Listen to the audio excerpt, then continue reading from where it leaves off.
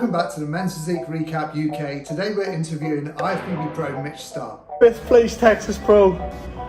Ah, we've fucking done it. We fucking done it. Come on. We dive into all sorts of things such as his competing career going from amateur to a pro, his recent season, what his plans are moving forward, and we also get stuck into some pretty juicy questions that you guys asked through Instagram. If you enjoyed today's episode, make sure you do support the channel, subscribe, check out Mitch's Instagram page because he is going to be a big future within the men's physique game.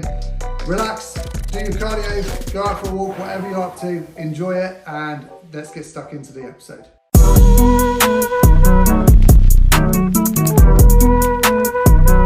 Mitch Starr is in the house. How are you doing, buddy? What's going on, Matt? How are you, mate? Oh, I'm not too bad. I'm deep in prep. You know how it is. 10 days out myself, so I'm feeling it. Mitch messaged me a minute ago and he said, "Matt, are we all right to jump on a little bit earlier?" And thank fuck you said that, mate, because after 7 p.m. I go downhill rapid. Yeah, you look literally clock watching, thinking, when can I get to bed? How many hours I got left? Yeah, because I would have eaten all my meals by that point as well. It's at that point, buddy. But how are you? You all recovered from all your trips? Yes, I am. Jet lag has still got me by the balls, I'll be honest. I'm trying to make sure that I'm sticking to my routine as much as I can. So, the alarm is still set for 5 o'clock in the morning. It is a fucking struggle getting out of bed. Before the shows, it was like you could bounce out of bed at 5 o'clock. But with the jet lag, and when you've had a bit of food, it's like even on a refeed the next day, you just want to lie there. But I'm making sure, the routine stays locked in. So far, so good. But the body does want to catch up on a lot of sleep. So daily naps are a thing at the moment. Oh, yes. I always find that, like, post-show, when you introduce a little bit more food, jet lag or not, like, I find I want to nap a lot more anyway. I don't know if you were the same. It was when I used to work in my old job.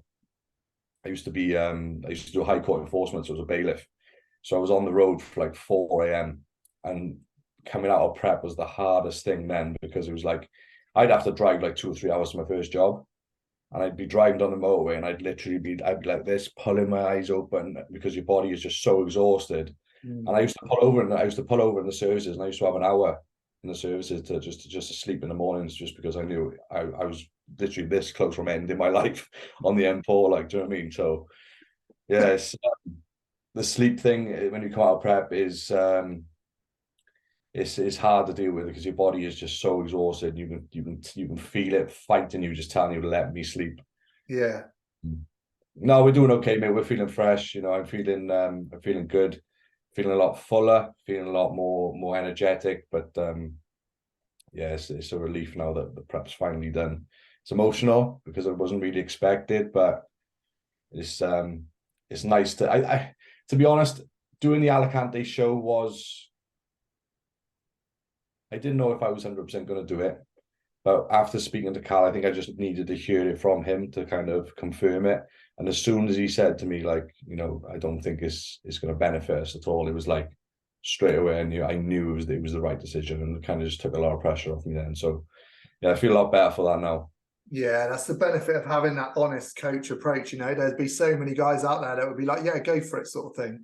Yeah, I spoke to my friends and clients and my missus, and they were all like, "Oh, go on, do it because it was the initial plan. You regret it if you don't do it." And I was like, "Do you know what? You are right." But like I say, it's got to correlate with my long-term goal.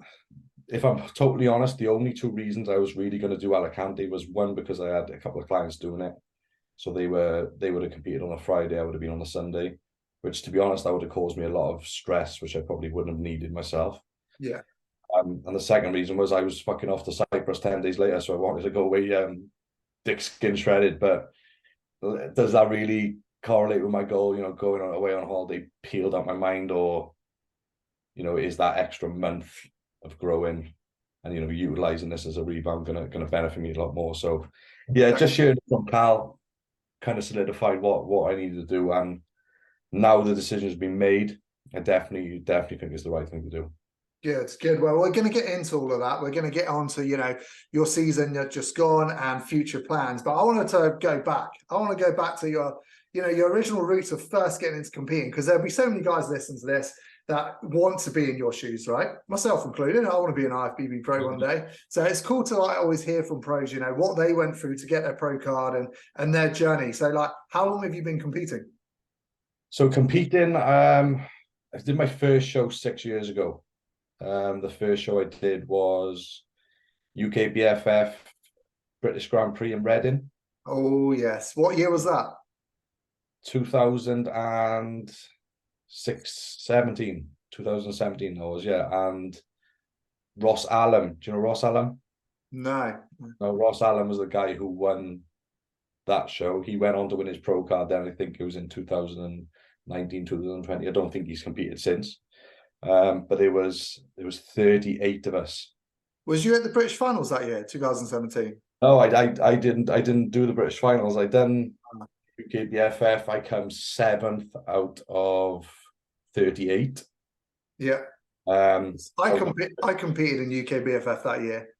did you? Yeah, it was exactly the same as me. So the regionals, like back then, like they were just the go-to, weren't they? Even though they were, yeah. the organisation was awful. So I had 20 plus guys in my regional. I came second, so I did the finals that year. In the finals, mate, it was a shambles. There was like over 30 of us on stage. Yeah, I remember seeing it. Yeah, competed with Josh Bridgman that year as well. The way that it was all run back then, it kind of put me off doing the finals. I was kind of glad that I didn't do it. Yeah, I know exactly what you mean. And I think the rest, I think I'd done another show. I think I'd done the Welsh UK BFF that year as well because it was on the doorstep. And I think after that show, I kind of just wiped my hands with the UK BFF and went down the PCA route then. Oh, you did PCA. Okay, how'd you get on with that? Yeah, so in my first year of competing, I did 4 shows. And so I did 2 with the UK BFF. I done 1 with the UK UP, Yep. which I come second in that one. And then that year it was all a visualization thing. I could see myself winning, so I was not, and I'm the same kind of person now. I wasn't stopping that prep until I'd won the show. And it was awful, mate. It was I think it was 38 weeks that prep was in total. Wow. Yeah, that's third year, and I was over dieted. I'd lost a shit ton of muscle. There was absolutely nothing on me. But the reason for the long prep just wasn't like you didn't plan too well. I just needed to win a show. Oh, okay. Win a show, yeah, and I think it was PCA. It was in Birmingham. The show was in the town hall. Can't remember the name of the show. But yeah, I think there was about 9 of us in that class at the time. I won. I had terrible acne on my back because I'd been prepping so long. The advice I'd been given from PEDs wasn't great, so my skin was awful. I didn't think I was good. I knew I was going to be the leanest on stage by far, and that's probably got me the win in the end. But yeah, if it was based on like things like skin condition and stuff like that, then I wouldn't have got a look in. Surely you weren't on cycle for that long, were you? Do you know what? I had a break, I think, in between about 6 or 7 weeks. After about 20 weeks, and then straight back on. But like I said, the guy who coached me back then, he's passed away now, God bless him, and he's a very, very good friend, and I love him to pieces because he's the one that got me into bodybuilding. But he was very, very old school in the way that he did things, and the PED advice I received wasn't great. So yeah, but that was my first year. Okay, so you got the win. Good. I got the win. I took a year off. That was always the plan because coming off that first year of competing, I definitely knew this was for me. Bodybuilding was for me. I wanted to do this and I wanted to do it properly. So straight away I took a year off. I gained 14 pounds of stage weight. So I stepped on stage 14 pounds heavier from that year I took off. I did then another 4 shows. The PCA Welsh. Were they all PCA shows? I'm not quite. Oh no, there was a body power show which the Gelseys held in Wales as well. So it was like the body power Welsh that was done. I won that. I think I won 3 shows and then I went to the British finals and I come second. In PCA? In the PCA British finals, and that was again 30 plus stacked. So yeah, that was at that time, that was like my biggest achievement, coming second in the PCA finals. Yeah. What did I do after that? What year was that then? That was 2018. So sorry, it would have been 2016 that I competed with the UKBFF. Oh, okay, 2000, year before me then. Yeah, yeah. okay. So 2018 would have been the PCA British finals year. Yep. I can't think of what. So that was around the time of 2018, 2019 when two bros started to come on the scene. Yes, it did, and it frightened me. It frightened me. I don't know why, because I never really seen myself as being that good. And then everyone was like, "Oh, this is the only route to the pro league," and I was like, "Oh shit, that means everyone's going to be doing this federation, and I'm going to have to do it because I'm placing second in the British finals." And I was like, I'm going to be up against so many good guys, and I'm not going to be in the top threes anymore. But to be honest, that's what probably motivated me and made me train a lot harder and stick to my plan a lot more, accurately. So, the fear of this new federation that came out, I think actually helped me a lot. Yeah. It was. And it was my first year competing then with two bros, which was straight out of COVID, because I did the show in the Ryan Terry Classic, which was in the tent in Maidenhead. They had a big marquee outside, didn't they? Yeah. Terrible lighting. They would fair play to them for getting it on, because no one else actually put any shows on, so that was amazing. Yeah. So yeah, I done the Ryan Terry Classic, which I won. I lost out in the overall to Liam Hilliard. Yeah. And then we both done the Ben Weeder Pro Qualifier 2 weeks later, which again, he beat me in the overall and he took the card. So that's when I took then a couple of weeks off. I thought my season was done. And I think it was like 2 weeks off, and I was on the treadmill in the house. And I was just like, something's not right. I'm not finished, And then I messaged my coach at the time. And we planned to do the Norway show, the Norway Pro Qualifier then, which is where I took my pro card in 2021. Wow. So the same year, how many weeks after the two bros show was that then? I think I took around about 10 to 12 weeks off, like a short little growing phase, a little rebound, a little growing phase. And then we went into because I didn't really get out of shape, because that was just a short period of time where we come out of prep. Yeah. Kind of kept things fairly tight, which allowed us then to do a short and sharp 12-week prep. I say short and sharp 12 week. For some people, 12-week is pretty long, but I've always done long preps. 16 weeks for me is a short prep, which is weird, because I've never had no problem in getting in condition, and I always come in early. But I'm the type of person who's like, I'm making sure I've got enough time, no matter how long it is. I'm making sure I've got enough time. It was the same thing happened with this show. Like, we planned a 16-week prep.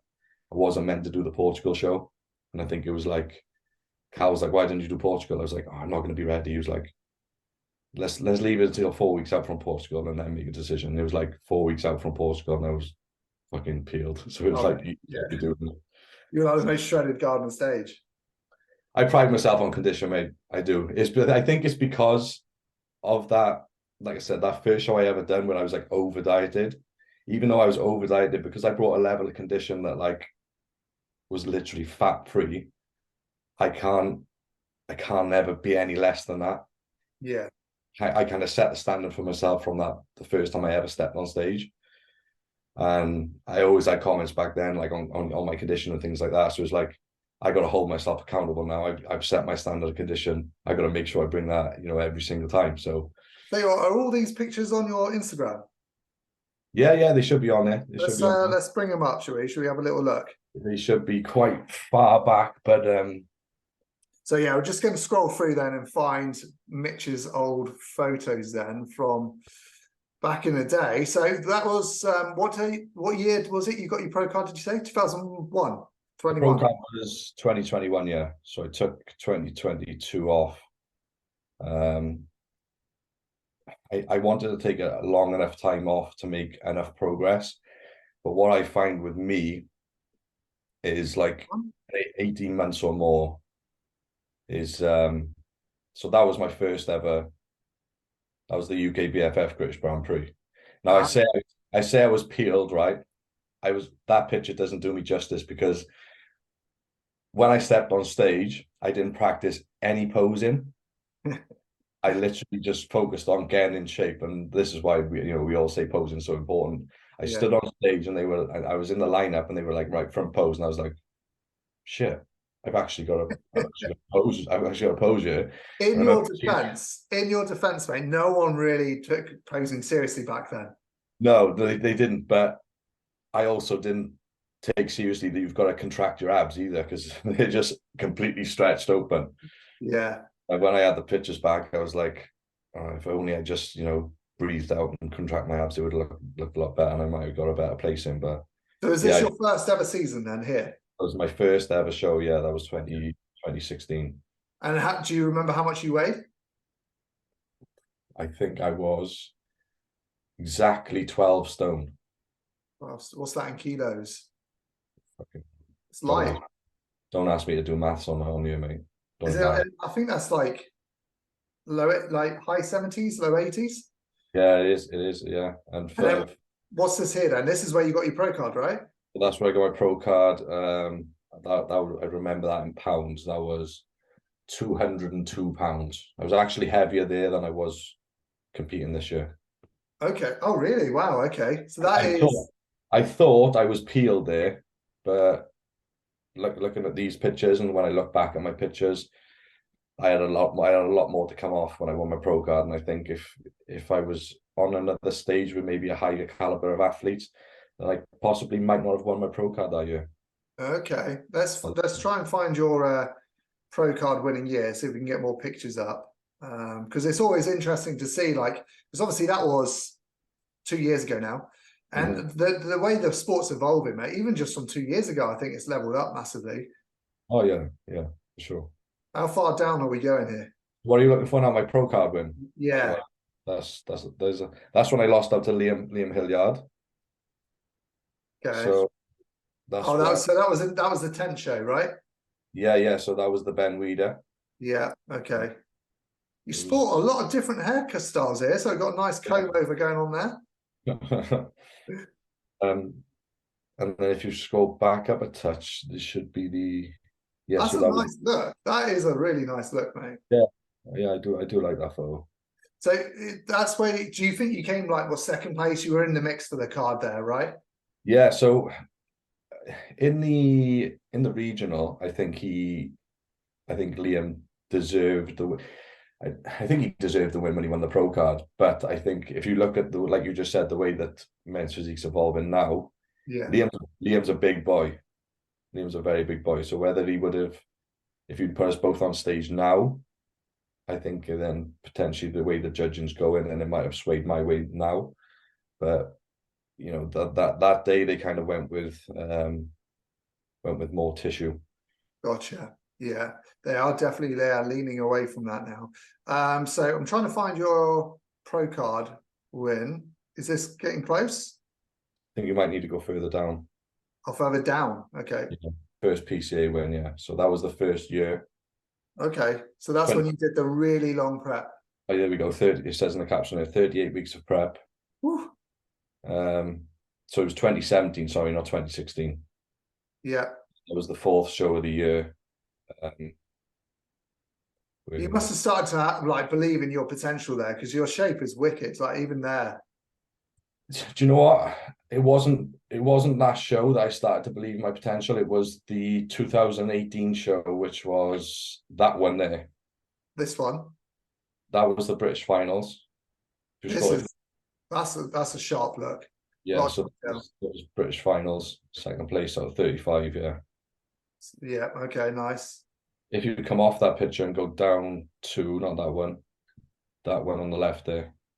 So that photo was the second show, I think. No, that was the first show of 2018. So that was when I done my year off. I came back with the added tissue. You can see the difference in tissue from the 2017 one.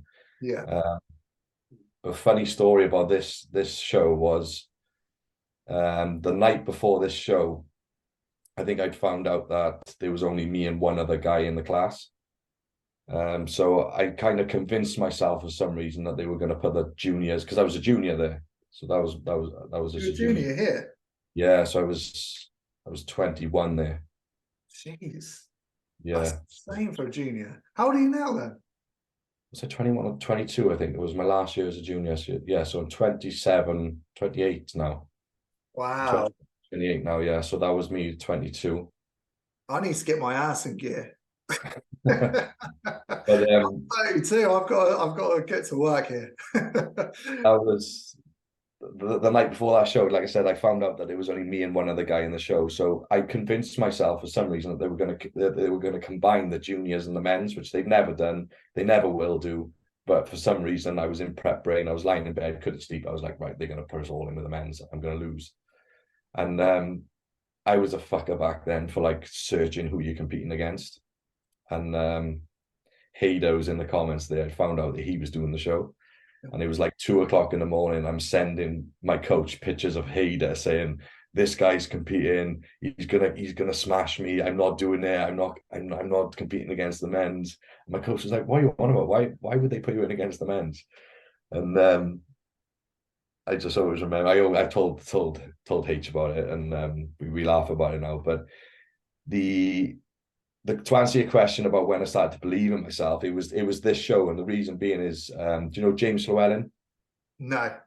IFBB Pro. He's retired now, but he's competed at the Olympia, James has, and he had a client in the show, and when I come off stage, he put a post up on Facebook. It was a picture of me from the crowd, and he said something like, "Don't usually take any notice of men's physique, but this guy has got it all." Oh, I do know James. Yeah, the open bodybuilder. Yeah. That's it. This year at the Saxon. Yes, you did. Yes. Yeah. And he put that up, and I remember coming off stage and reading this post, and because you always get your friends and your coach telling you that you're good and you've got potential and things like that. But you kind of never really accept it because you think they're just saying it because they're your friends. So I never really took any of that in. Yeah. But when I seen this post that James put up and coming off stage, honestly, it lifted. I took more from that post than I did from winning that show, and it was from that day onwards that I actually thought, you know what, then I might have a good crack at this, Love And that. It's a small thing like that, isn't it? It can go a long way sometimes. Honestly, that was the moment I started to believe that I could possibly do all right at it. Yeah. Okay. So you came off the back of that. You did well there. So what was next? Was it this one? That was the PCA British Finals. Yeah. Which we come second. That was probably my favourite look of that season. So was that still juniors? Sorry, or was this? That was still juniors. Yeah. Wow. No. Sorry. So I after that last show, I turned 23. Okay. So I had to go straight into the men's for the British Finals, which was quite a big jump. So I'd never competed against the men's before. So to come second in my first ever, men's show was huge. Yeah. Yeah, really good. Okay, so you got second at PCA British Finals, which is a really good achievement. I like to say because that's what I got last year. Yeah. So what's next? This one? That was this one then, which was the PCA Worlds, which was 2 weeks later. Nice. That was one show too much for me. I couldn't. Where was it? Was it abroad or was it still in the No, UK? I was in the town hall again in Birmingham. So Okay. No, it wasn't. It was in Birmingham, but it was in a different venue. Gotcha. But it was again in Birmingham. But completely random and a bit of a tangent, but it's crazy how much PCA have leveled up over the last few years, right? Yeah, they are. They do really well. Fair play to them. Absolutely smashing it. Okay, so you came. Where did you place here? Came sixth. Sixth. Okay. The guy who I'd beaten 2 weeks before, Darren, he came third, and then 2 weeks later I came sixth, and he won it. He won the overall. I remember Darren. I competed against him a couple of times. Yeah. Absolutely peeled. Yeah, very good. I don't know why he stopped competing, because he had all the potential in the world. He did. Yeah, I agree. I agree. Okay, so you came off the back of that. You then took a year off, right? I took, yeah, I took a year and a half off. I went through like a bit of a bad breakup, so I kind of lost my way. I didn't do any type of off season. Well, I said I didn't do any type of off season. I kind of stuck to the bodybuilding life. Yeah. You know, some sort of 5 to 6 meals a day. Completely wasted a rebound, which I could have smashed. But yeah, I went through a bit of a breakup then during that time, and Yeah. bodybuilding kind of took a back seat for quite a long, I say for about 8 to 10 months. So it was kind of like, right, you need to get back into bodybuilding again. Let's do some sort of short off season, which was probably about 3 months, and then we jumped into prep in the January then in 2021. Gotcha. Gotcha. And then this led to the win in the 10. Yeah, so that was the Ryan Terry Classic, and then that one day is the Ben Weider, which was 2 weeks after. He is a big boy. You can tell just from that photo. Yeah. Okay. So yeah, you're very close. And then yeah, you took 12 weeks off or so, and then there's the pro card run in Norway. Yeah, that was the Norway show then, yeah. So how was this a busy one? No, it wasn't, mate. It was a quiet show, and I'd openly say another day, another show. I might not be sitting here with a pro card in front of me right now, but I truly believe I would have got it at some point, and but you know the standard on that day wasn't, the best pro qualifier that I've seen. It's a tough one now because you can't take it away from yourself still because you do have the pro standard look, and I mean this year competing has proven that. So yeah, Course, you would have got it eventually anyway. Yeah. So was this the same year? That was the morning of the Ryan Terry Classic. This was, yeah. Okay. Yeah. So yeah, do you remember how much you weighed in this one? This was approximately around about 203, 204 pounds. Similar weight to what you are now. Yeah, so well, right now I'm 208 today. Yeah. But I feel double the size of where I am there. Yeah, you look way bigger now, but you still look conditioned here, which is yeah, you're just thicker through the top line now, thicker through the arms. Yeah, yeah. I mean, you must be just leaner now because you're definitely bigger than this. Definitely a lot leaner now. Yeah. Okay, cool. And then when you got your pro card, that was it. Then you took the time off to grow, and then this is obviously your first year. Yeah, so that's when I joined Cal. I can't remember the date I joined Cal, but was it right after getting the pro card you joined him? Oh no, so I was with my old coach for probably about 5 months. Okay, yeah. And then I decided it was time to change. That's when I spoke to Cal. So we kind of did how long was our off season? I think it was about 8 months that we worked together. I got a bit of an injury in the middle of it. I had a small pec tear, which kind of knocked things back a bit. Yeah, it wasn't my best off season again, but I think it was probably about 75% of what I could have achieved in that off season, which is why I'm so determined this time to make sure that nothing is missed. But what I found then was the off season it would have lasted in total with my old coach and then with Cal, it would have lasted around about 18 months. Okay. And for me, that's when you come out of a prep, you're riding on a lot of energy where you're still very motivated. You're riding the energy from the shows. Everything's up here. So coming out of prep, you're so motivated to get into your off season, smash it. And I think for that first 4 to 6 months, it's easy because you see so much progress. You're still in shape. You're seeing yourself grow. But then when you kind of reach that 6-month mark, things start to soften over a little bit.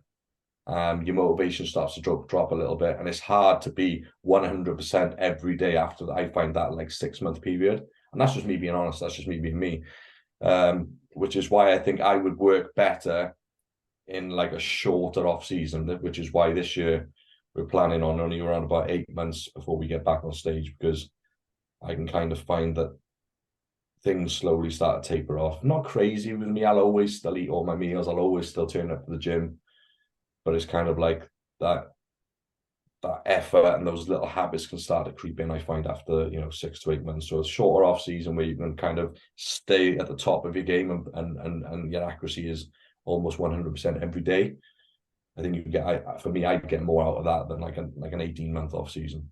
Yeah, I think it's very much person dependent, isn't it? Like some people genuinely do need that much time to level up. You clearly don't, because obviously, yeah, you've done shorter off seasons in the past and you've leveled up. So if your last off season wasn't that effective and you still leveled up this much, I mean, you can see how much density you've got through here and through the delts as well. That rear delt is just nuts compared to the video we looked at a minute ago. That was a short off season that wasn't 100%. So yeah, it'd be exciting to see what you can do over this 6-month push-up then. Yeah, it'll be good. I'm excited for it, mate. And I'm determined this time to make sure that, every day. I've got a couple of holidays planned, as you do, but for the time that I'm at home and I've got to make sure that everything's on point, it will be on point this next 8 months. Nice. I want nothing less than an Olympia qualification is going to suffice next year. Love that.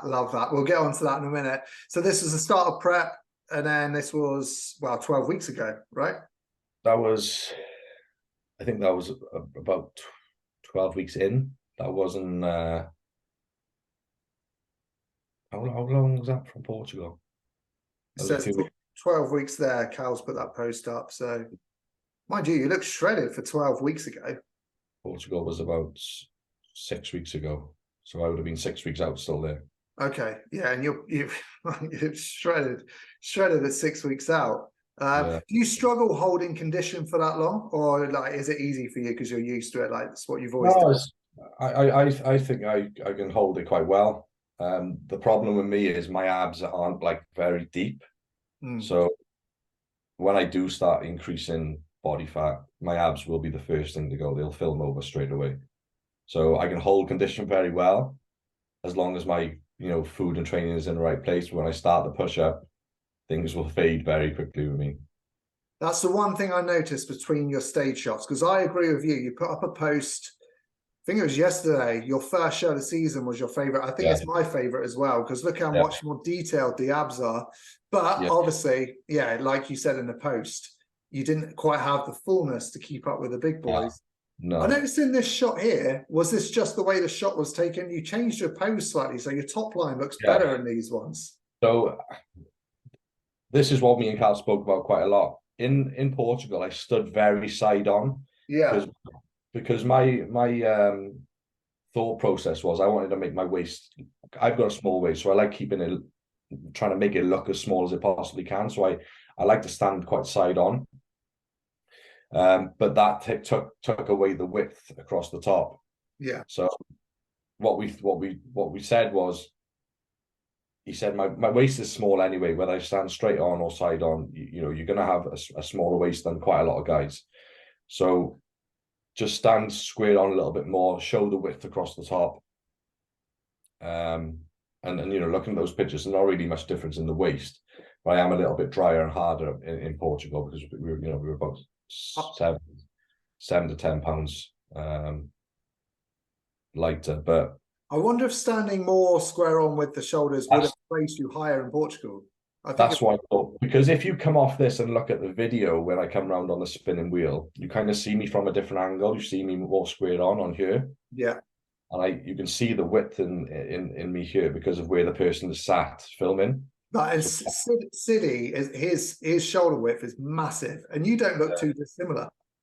So I think if I did pose like that, it's something that I'll never really know. But yeah, I do regret the way I posed in Portugal.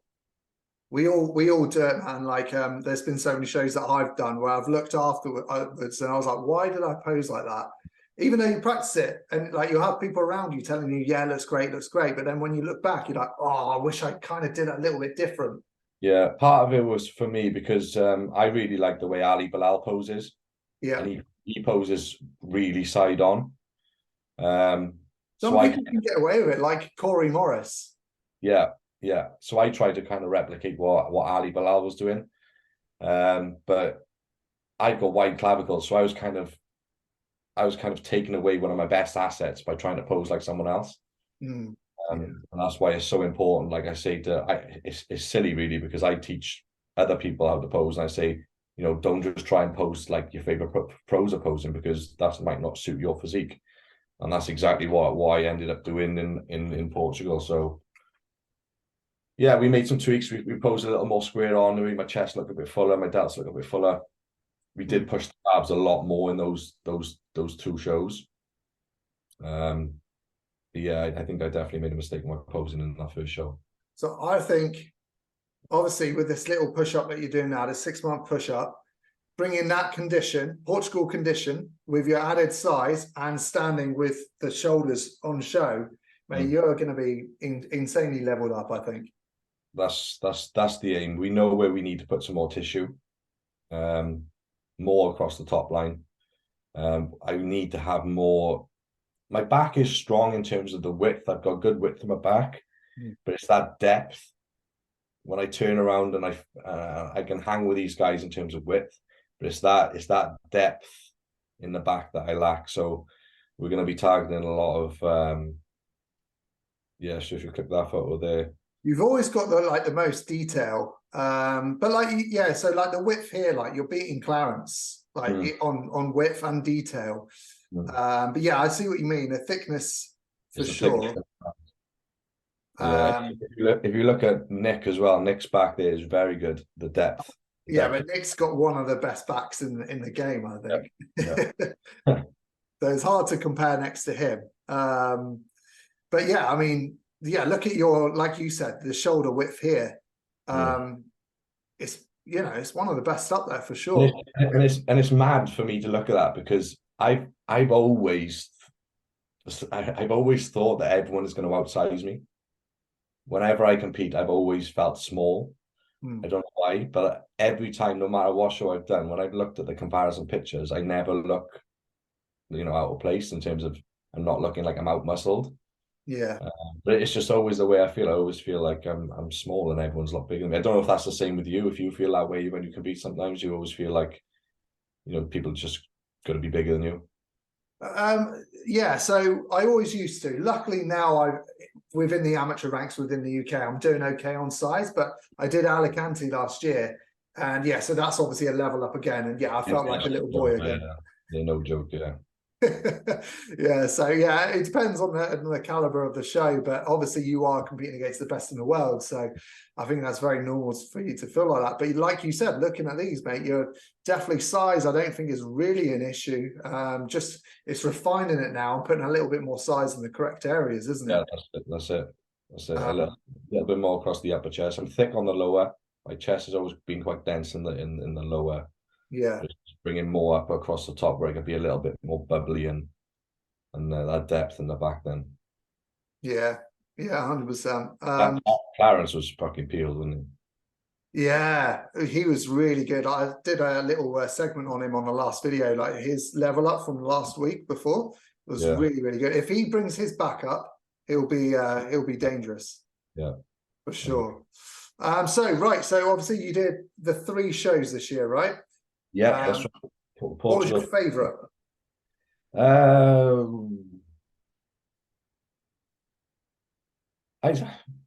Did I enjoy Texas because of everything that happened? I don't know. But I think Texas has to be the favorite because of the way it all panned out, and the actual place itself I preferred more than Tampa. So yeah, I'd probably say Texas, because I think I'll take more from Texas than I did from the other shows in terms of being on my own, not having Cal there, because Cal was there in the other 2 shows, so I kind of had to depend on myself a lot more. So this was this in Tampa, yeah? I was in Tampa, yeah. That was one of the morning check-ins. Very dry there, very dry and crispy. Yeah. Yeah, you did bring it. Where did you place in Tampa again? Tampa was 14th. Wow. Yeah, but that was the fullest look I brought. was Tampa. Okay, so you feel like you sacrificed a little bit too much condition in terms of the midsection. Yeah, but at the same time, I think I did the right thing for the right judge at that show, because at Tampa, Steve Weinberger was head judge, and a lot of the guys in the top 6 were heavily muscled. You got a picture of the top 6 on here somewhere? I'm not sure. I don't think so. It'll be on Men's Physique News. I might have to scroll down a little bit. Same with Portugal as well. They went with more like heavily muscled guys. Yeah, I mean, City took that win, didn't he? Yeah. Was this it? No, that's San Diego, I think. Okay, That's San Diego. that's Pacific. Who took the win at that show? Do you remember? Aria. Is it Aria? Oh, yeah, Aria Safai. Yeah, yeah, you're right. Yeah, heavily muscled. Yeah. You know, Toplin got 3rd. Kimani was a monster. He got 4th. Deke or DK, I think if you say his 5th, he's heavily muscled. So, you know, they went with a lot. I think Steve is still kind of transitioning away from the bigger guys, whereas Tyler's the one who was setting the standards for men's physique. He's the one that's trying to bring back. He's the one introducing the weight cap. So that you could see the difference in terms of the judging in Tampa to the judging in Texas, which is why I said to Carl, I said, I know what Tyler likes. I've researched who he's picked as winners, and he's trying to get away from heavily muscled guys in men's physique, and he's picking more streamlined, conditioned guys. So that's why I said to Carl, you know, I want the 8 days that we had after Tampa, I said I want to just, you know, drill condition as much as we possibly can. We'll still bring the same level of fullness, so we'll kind of replicate the same carb up that we did in Tampa, but I wanted to be that little bit sharper. Yeah, makes sense. So are you worried about the weight cap that's coming in? Do you think you're going to be close to it? Mate, I'm 1.9. I was 198 on stage, and my classic cap is 230. So even if it's 5 pounds less or 7 pounds less, I'm still around 30 pounds of muscle to grow. So you're safe. I'm safe, mate. A long, stringy 6'2" guy who's got lots of muscle to put on. What do you personally think about the weight cap? I like it. I think it's the right thing to do. But I personally don't think it's going to affect many people. It won't affect true men's physique competitors. No. It'll affect the people who are saying that. Jeremy Bundy is worried about it. Yeah, but he's fucking massive. He's packed on. Because he was so worried about making his return being too small. He's gone the other way and put on too much. Yeah. And he was always going to go that way for him, because I think he's just, you know, muscle memory is a thing, isn't it? You know, as soon as you start pushing drugs and training the way that you used to, you see guys, you know, instantly blow back up into ill physique. It's not literally what it was, but I knew it wasn't going to take him long to fill back up. Yeah, he's packed it on pretty fast. Okay, cool. So shall we talk about Texas then? Because you had a pretty wild time there. It was crazy, mate. I got to a point where I was scared to get up off the sofa or off the chair and do something, because I thought I'm just going to like turn my ankle and break my leg or something. I was having that much bad luck. I just didn't want to move. So let's start from the beginning. Like, fair play to you. I know I briefly spoke about it on the last recap, because so many people, like even just one of those things that happened would have been like, that's it, I'm pulling out. But you just kept going. Yeah, it was. So the first thing was the flight got cancelled. They cancelled it as we was about to board the plane. So they literally called us ready to board. They started, because they group you, don't they? It's like group 1, group 2. They called like group 1 and group 2. And then they started coming out and was like, oh, there's a problem with a plane. We're trying to get you on another flight. And then all hell broke loose. And they were like, right, your next flight is tomorrow at 3 p.m. Now, I booked a connecting flight. So I was flying to Miami to then get a flight to Texas. So my travel was already around like 16, 17 hours. There's like, oh, we're gonna change your flight to tomorrow 3 p.m. So I spoke to the girl at the desk, and I was like, well, there's no point flying me to Miami tomorrow because I need to be in Texas. Oh yeah, we'll change that flight for you as well, your connecting flight. And they sent me an email then. It was like, oh, so you're gonna fly to Miami tomorrow, and then on Wednesday or Thursday you're gonna fly to Dallas. So I was like, there's no point. My show's on Friday. I said I can't be flying from Miami on Friday, on Thursday. Yeah. Like I can't carb up. Like I'd literally have to turn up, put some tan on, and jump on stage.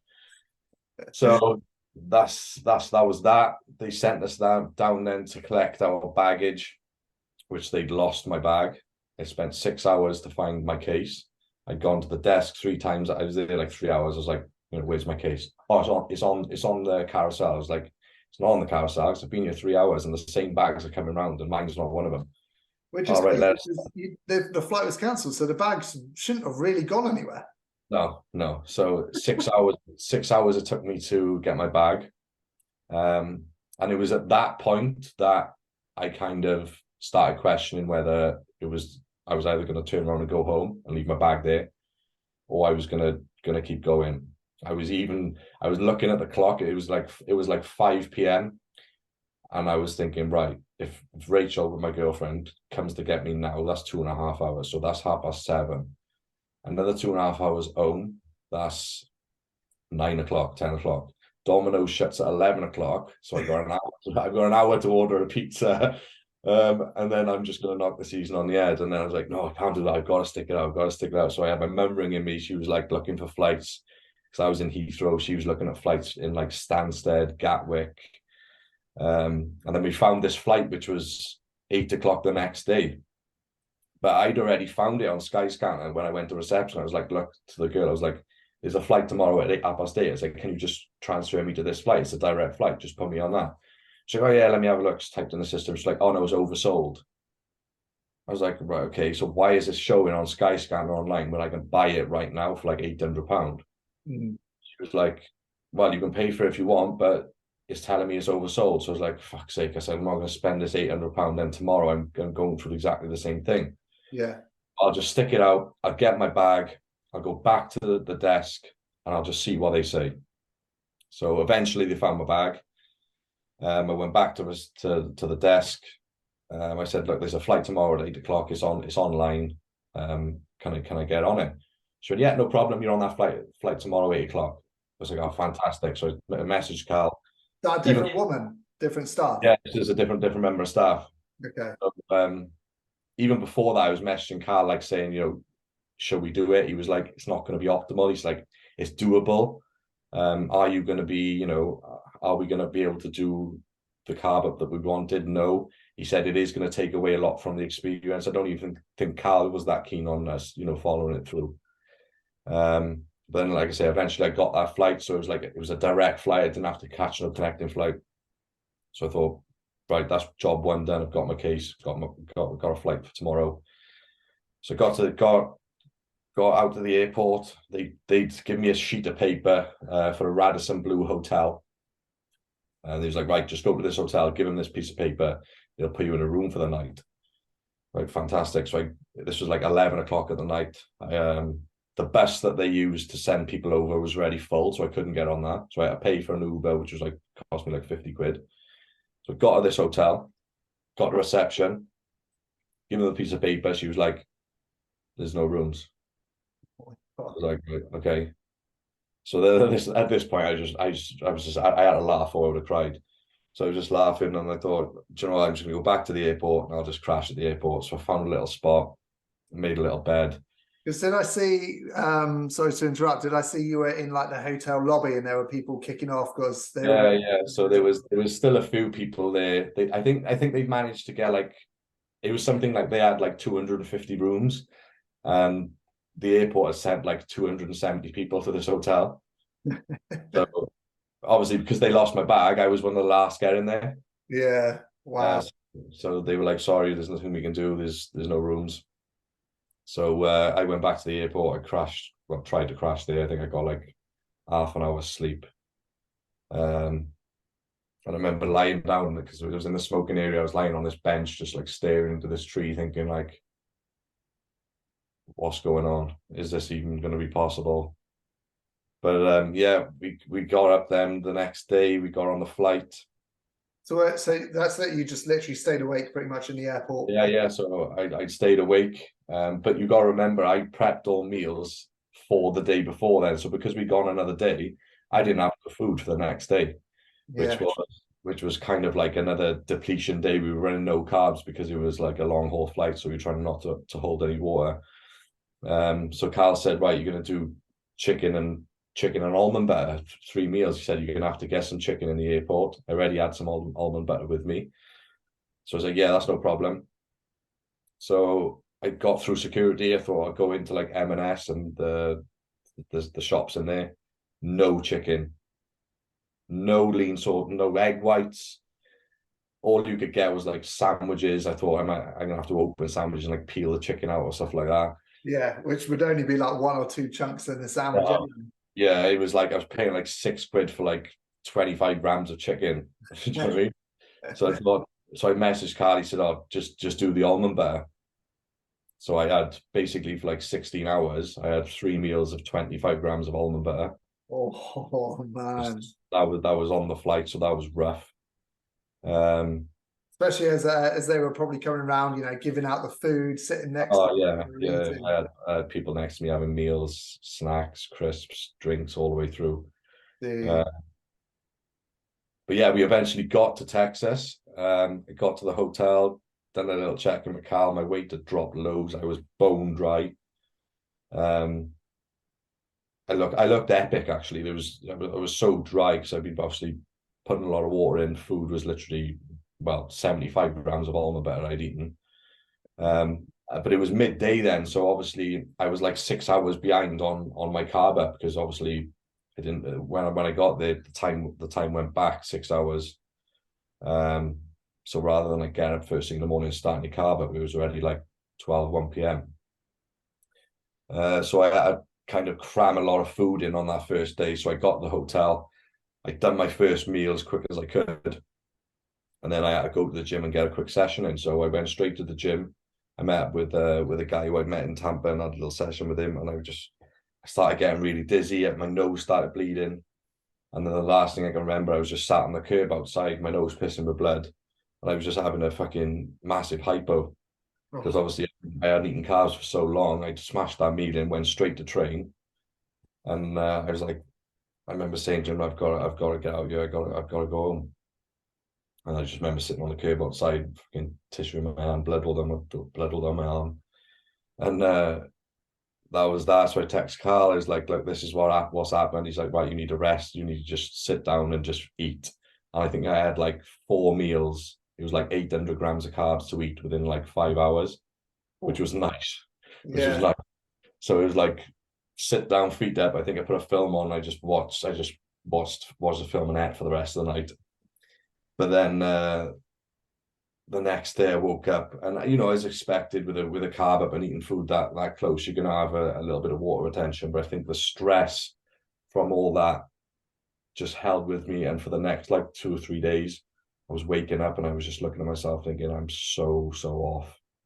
There's a picture that I've got on my phone, which I haven't put up yet, but I'll put on Instagram, and was posing. And I haven't got a single ab. Really? Just from water retention? It's like an ironing board, mate. It's flat. And I was looking in the mirror and I was thinking, do you know what? I'm just happy to be here after everything that's happened. I'm not expecting anything this weekend anyway. It would have been nice to crack a top 10, I was thinking. But I got to that point and I just thought, it was like the day before the show, and I thought, I can't wait to get this over and done with now. I just want to get on stage. I want to go for food with everyone. I just want to get home. And I remember thinking, I'm going to get up tomorrow morning on show day, and I'm not going to look in the mirror. I'm just going to look down at my abs, because when we get up in the morning on prep, one of the first things you do is you lift your top up and you look at your stomach, don't you? That's what you do. Yeah. And I thought, if that looks okay, then I'm not going to look in the mirror for the rest of the day. I'm just going to be happy with what I'm seeing when I look down. And it looked all right. It looked fine. And then I went for tan, and I went in the toilets, and I put a photo up. That's when I'm lifting my top up. And I took a photo, and I thought, fucking hell, it's on. It's back on. So that's when I started to believe then, okay, I might get in the top 10. And So what do you think brought your physique back? Just the stress dropping off? I had a really good sleep the night before. So I had a THC vape pen, because you can buy them in the shops out there. Nice. You can buy them everywhere. You can buy THC gummies. And I'd done like half a gummy and I had a few goes on that THC pen the night before. I slept like 8.5 hours. Nice. I haven't slept 8.5 hours in like the last 8 months. So that definitely helped. But yeah, I think it was just the fact I got a good sleep. I got so far away then from the travel, so like stress could kind of, come off me a little bit. But we also did use a little bit of, I've never heard of it. Have you ever heard of Expel? It's the MHP Labs. No. So it's kind of like Peak Max, what we've got over here, but it's better than, is for a lot of people saying it's better than Peak Max. They don't sell it anymore over here, but you can buy it off the shelf in Walmart. Okay, so it's just a natural diuretic. It's just a natural diuretic. So we got some of that, and we got some more vitamin C, and we put that in the day before, and it did work, because in the night I remember I wasn't getting up in the night to piss at all, and for me I go like 4, 5, 6 times a night. Yeah. While I was away, I wasn't getting up once. I was waking up in the morning thinking, I haven't pissed once. I've drunk like 8 liters of water and I haven't pissed. And you could see it on my stomach. That's why it was so washed over. Yeah. And then I remember I used those expels. I think I did like full serving in the morning, and I'd done like 2 half servings later on in the day. And I got up in the middle of the night twice, and they were like the 2 longest pisses I've ever had in my life. Did the job then, yeah. It definitely helped. Be interesting to know what the ingredients are in that Expel then. Yeah, they have got them somewhere, but I know there's like green tea extract in there. I think there's berberine in there, but I don't really know everything that's in there, but it definitely helped. Okay, nice. So yeah, you woke up and you were on, and that's it. Yeah, I said to Carl, do you want us? Because I took some diuretics with me just in case, which I've never really needed, because I've always dried out pretty well anyway. And I said, shall we use them? And he was like, I think it might be a little bit too aggressive. So he said, just try and get that Expel. Yeah. Went to Walmart, got that, and that definitely helped pull a little bit of water off. And I was competing at I think I was on stage like 1 p.m. So we kind of had a good stint on show day as well, where we could keep drying off. Yeah. Which was nice. Nice. And I bet it felt amazing, like being backstage pumping up, realizing like honestly, you pulled it off.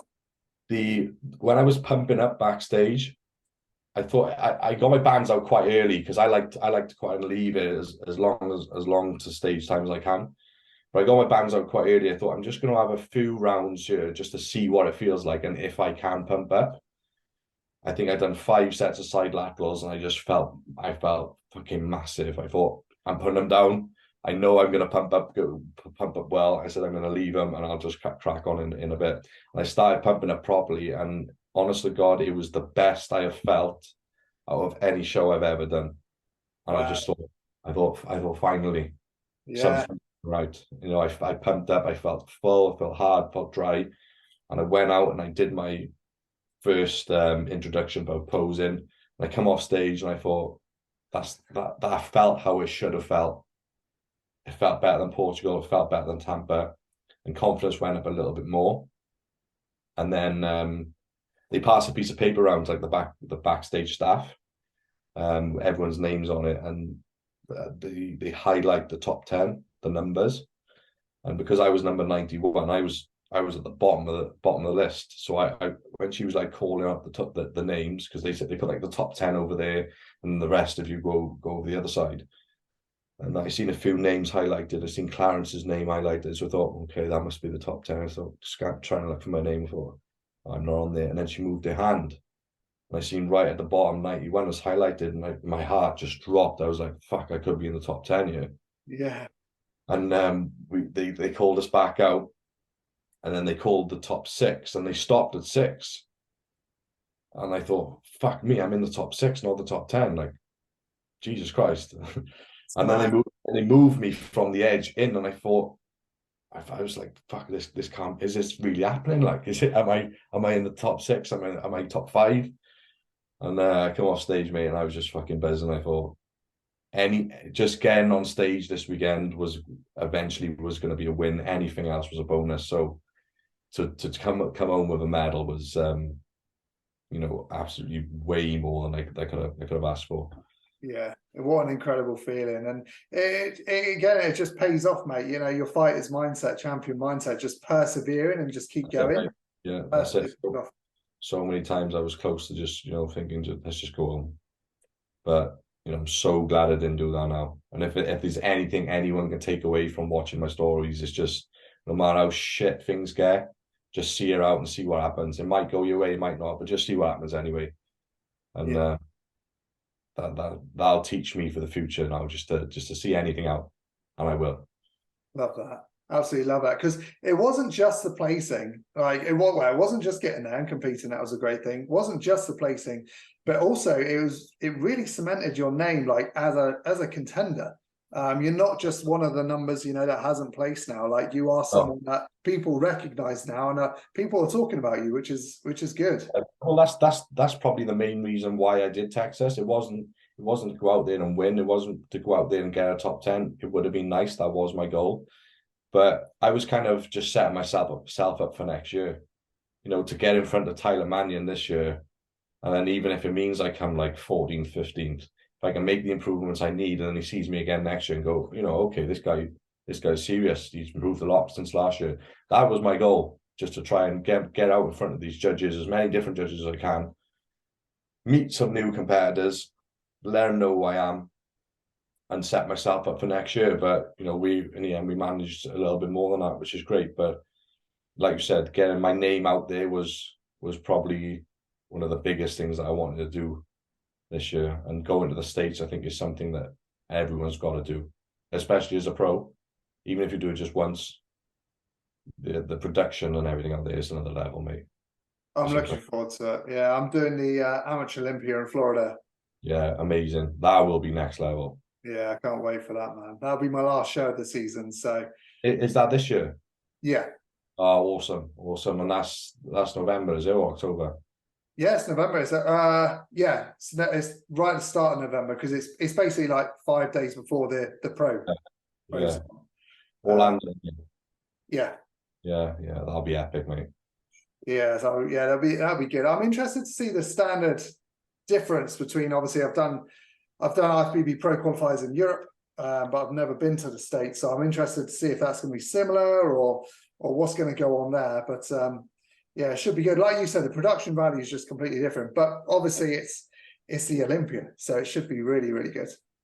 It's everything. Like the people that you meet, everyone's so friendly. Everyone just wants to help you. Meeting competitors from your own country. I don't know if there'll be any other UK athletes out there as well, but you're kind of in that environment where everyone's kind of fighting for themselves, so you kind of want to help anyone else. Like when I met anyone from the UK that I've competed in these countries, everyone just wants to help each other. Like Bob Waterhouse, he put me up in his room for like the last 3 nights, because I went to an Airbnb, didn't I? That was another thing that happened. So I got an Airbnb down close to the venue, walked in, and there was these guys smoking weed. They must have been watching porn or something, because it was just like a woman with like her fucking nipples taped up. The smell of weed just smacked me in the face. There was bin bags everywhere, because it was a shared accommodation. I was thinking, like, how the fuck am I supposed to cook my food in here? I have to, like, I can't even get in the cupboards. I was thinking, fuck knows what the frying pans and that look like, because I'm not using them. Sat on my bed, I felt every single spring. She comes in the room, the woman who's hosting the Airbnb. She was like, oh yeah, so this is how you turn the light off. Screws the bulb out of the ceiling. Hey, did you not look at what were the reviews like? The pitch there, it only had something like 5-6 reviews. They were all good. The pictures were clean. I thought, if I'm gonna do Texas, I'm gonna do it on the cheap, because I weren't gonna do it. So I thought, I'll see if I can, budget it. Yeah, but that's something I won't be doing again. So the aircon, bear in mind, they had extreme weather heat. It was 43 degrees. heat they never had before, record breaking. And she was like, "Oh yeah, the aircon doesn't work, but we got a ceiling fan, but it only goes to number 1 or number 3." So I pulled the cord and it's just spinning around like this. I'm thinking that is not going to keep me cool, and I'm going to sweat my tan off straight away. Wow. I messaged Bob. I was like, "Bob, I cannot stay here." So he done a UE straight away, picked me back up. He was like, "Look, you can crash on my sofa." And What a legend. I've never met Bob before. We spoke a few times, and he took me in and done a lot for me. So yeah, like I say, the people you meet, especially from the UK, if you see them out there, it's such a good vibe, mate. It's awesome. Love that. That's good. That's good. Everyone on the same journey, helping each other out. It's nice like that. Yeah, and it's quite surreal as well, because I'm quite a new pro. So people that I was like hanging with, like fucking Rob Taylor, Lewis Breed, these are guys who I look at who are just levels and levels above me because they've been around for so long. You've watched their stories on Instagram for so long, and then all of a sudden, you're rubbing shoulders with them and training with them. It's like, and they've all got time for you. Do you know what I mean? Like Rob Taylor, like, what a legend he is. He's the most genuine guy that you ever met. And I'll be honest and say, when I used to watch his stories, I kind of just thought it was all for Instagram, but it's not. He is one of the most genuine guys you will ever meet. He's proper sound. Oftentimes the big guys are, because I know Lewis quite well. He trains in the same gym as me. Yeah. And yeah, he's like such a nice guy, isn't he? For such a big bloke, you sometimes wouldn't think it, but yeah, it is that. So yeah, that's really, really cool, man. I'm glad it all paid off for you, because you bloody deserved it. So 6 months growing, and then Operation Olympia. It's 8 months in total. So we're looking to start prep now in May next year. Okay. We use this next 4 to 6 weeks kind of like a rebound, because I would have been competing anyway. If I'd done Alicante, I would have still been, in super physiological range in terms of PEDs. So from the time that we would have been on PEDs anyway, we're kind of just going to stay in the high range, and try and rebound as much as we can over the next 4 to 6 weeks. Oh, that's gonna be fun. Well, it fucking hurts, because in the gym today with using Superdrol pre-workout, the pumps are painful. But I look good. So that's surprising you haven't pulled the Superdrol out. We're only going to use it for a short period of time, but it's too juicy not to keep in, mate. Fair enough, mate. Right, okay, well, I'm going to get on to some of the questions, because we did get a few questions through. Cool. I don't know if you want to check yours as well, because I know you said that you put yours on quite late. But whilst you're having a little look, I will start with some of mine. So first one wasn't a question. It was just one of my clients, Sean, who just said, "What a legend." So you're a legend, mate. There we go. Next question. I think this guy's foreign. He said, how looks like his workout? Is he focusing more on intensity or high volume? So I wouldn't say that I train high volume. I did before, when with my previous coach. It was very, very high volume. It was a lot of intensifiers, drop sets, rest pauses, which I thought would have been introduced into this prep, but it wasn't. It was literally straight sets. There's no drop sets, no intensifiers, no supersets, nothing like that. Just sets, a rep range, and take it to failure. And that's the way I've trained the whole prep. Yeah, I'm very similar the way I train. I used to do a lot of drop sets and stuff, but yeah. I don't think they're necessary. Like I've made just as much progress pulling them out. Yeah.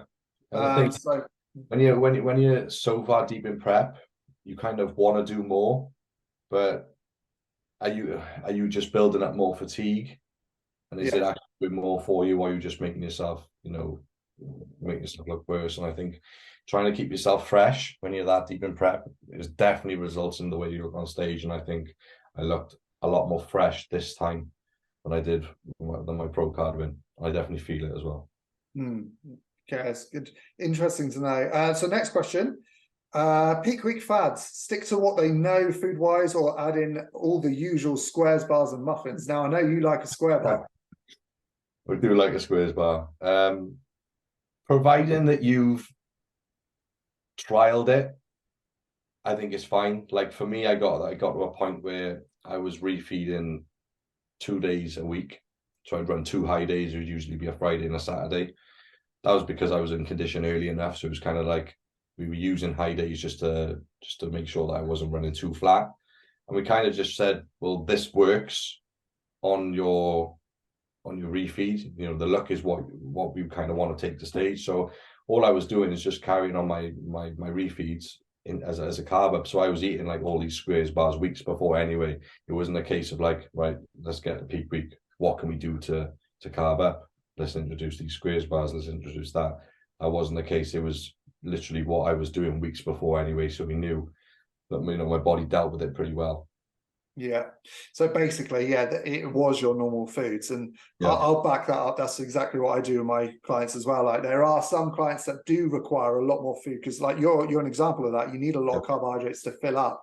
So sometimes, like you will need to go to foods like that, but you need to make sure that they digest well with you. So I would never chuck in something completely random in a peak. No. And yeah, Yeah, there's absolutely no need to run any risks from a digestive standpoint in prep, especially on peak week as well. You know, digestion is everything. You can eat as much food as you like. If your body's not utilizing it and digesting it, you know, what is it actually doing? Yeah, agreed. Next question. So I saw this for the first time just a couple of days ago, and I'm intrigued by it on your stories. You have to get the how-to of the cream of Cocoa Pops he invented. Oh yeah, saw my story. I've had it today. So basically, I was lying in bed, like I think it was like when I come back from Tampa, and I was just thinking, like, because I remembered when I was in off season, I got quite sick of cream of rice, and I was thinking, right, we're starting prep. Shall I say to Cal, can you take cream of rice out? And I was thinking, no, that would be silly because I know when everyone knows how good cream of rice is when you get so far in prep, and I know I was going to start to love it again. And I was thinking, I would have swapped it out for the Cocoa Pops. And I thought, hang on, what about crushing up my Cocoa Pops to make it like cream of rice?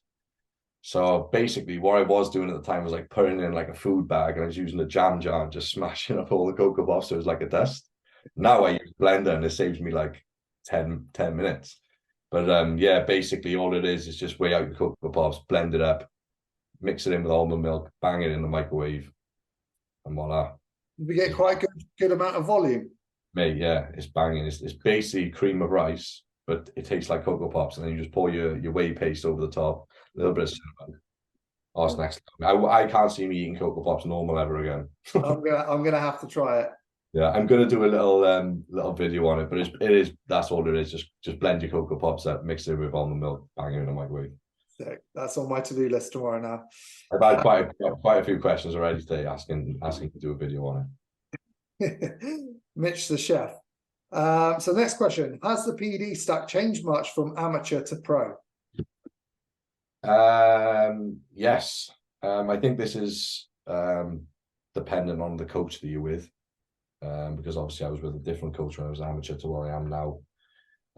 But I've worked out I'm using probably a third of the amount of gear now and for this prep than I did for my pro card prep. A third more, yeah? A third less. I know, so I'm using a third of what I was using for my pro card prep. So wow, a lot less. Yeah, wow, and that's, I presume, a lot different compounds as well. Yeah, the stack design is makes more sense. Yeah, I was running a lot higher tren and mastron. Orals were very high for my pro card. And I remember I was about 5-6 weeks out, and I'd take my dogs down the river, and I remember doing the walk that I did back in 2021. I used to hate it because I used to drag my ass around the river, and I was down there and I was thinking, why do I feel so fresh? I'm 6 weeks out, you know, I'm walking the dogs. It feels easy. And I thought, I'm gonna have a look at my stack, what it was then to what it was now. And I looked at it and I was like, was I really taking all that? I was probably pissing half of it down the toilet anyway, but that's why I felt so much more fresh this time round than then, because I was just using a lot less drugs. Yeah, and there we go. More isn't always better. It's not. Love that. Okay, so last question. Both of your top three at the Olympia. Both of my top three? So I presume he means like what's both of our predictions for the top Oh, three. okay. I'll let you go first. If Corey Morris doesn't win the Olympia this year, there's something wrong, because I think he is men's physique to a T. I've been saying it for years. He's my favorite men's physique athlete.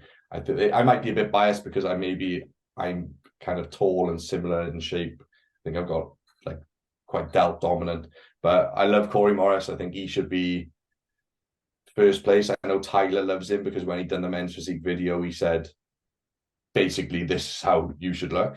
So I think he's going to have a big chance this year. Okay. Yeah.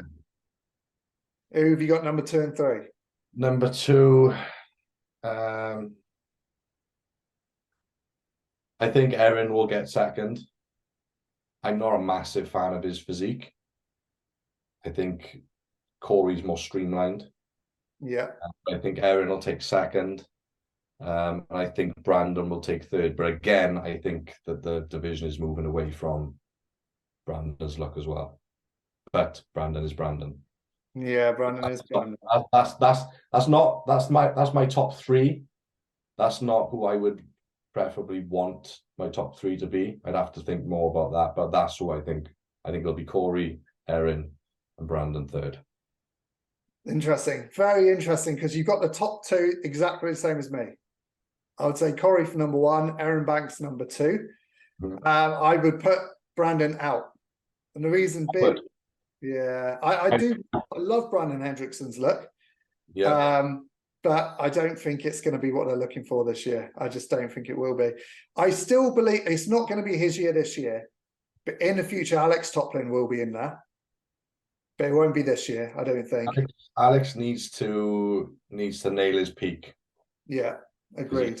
He struggles with nailing his peak, and his back is unbelievably good though. And Alex is a lot bigger in person than he is on stage. Mm. When I was backstage with Alex, I was like, "Fuck me, this guy's big." But he wasn't. He could be a lot sharper than I seen him backstage. So I remember he was posing in the mirror, and I looked at him and I thought, this was at Tampa when I kind of thought I had quite a chance, but obviously didn't. And I was looking at him and I was thinking, he's nowhere near as sharp as I am. So I went and took my top off and stood next to him, just posed in the mirror, just so I could kind of size myself up. Yeah. The condition, I was sharper than him, but Alex has got fantastic shape. His waist, he's got wide clavicles. He was wider than me across the top. His back is phenomenal. But yeah, if he can nail his peak and bring his condition to where it needs to be, he will be different. And more chest too. He needs more chest. Yeah. But yeah, I think he could be a future Mr. O, but not this year. So third place, I'm going to say, this is more of like a hopeful prediction. I want Ryan Terry to get it. Yeah, well, wouldn't that be good? That'd be amazing. And if they are going back to the roots of men's physique, then I can't see why not. Exactly. You never know. He just needs to sort his posing out. Yes, he's getting there, but it's still a long way off, isn't it? Yeah. What do you think about Jeremy Bondia then? No top 10? I think he'll struggle. I think he'll probably make the top 10 because of who he is. Can they really put a 4-time Mr. Olympia outside the top 10? No. But I don't know. I've been watching his YouTube, and it's like, although he was like 12 weeks out, it was like he was openly saying like, "Oh, I got this much chicken to eat," and he's like feeding like a fillet to his dog because he's not hungry enough. I'm thinking that's not really a Mr. Olympia's attitude. Like, I wouldn't be doing that. But who am I to say that about a 4-time Mr. Olympia? But I don't know. I don't know if this is his why strong enough to get it for him to be as good as he can be. I don't know. He seems to have a lot of niggles and injuries as well. I don't know. I don't think he definitely won't be in the top 5. I don't think. I'll tell you who I would really like, who I think is a really underrated men's physique competitor at the moment, is Andre Ferguson. Yeah. Not a lot of people were expecting him to do that well, but I think he could break top 5. Very, very symmetrical shape. Very clean in the midsection. Back is phenomenal for his size. But again, the posing, I think they're coming away from the front on hand on hip. They don't want people posing that way anymore. And that was his strongest shot. So he can look as good in like a side pose against these other guys. I don't know, but yeah, in terms of like symmetry and things like that, he's phenomenal.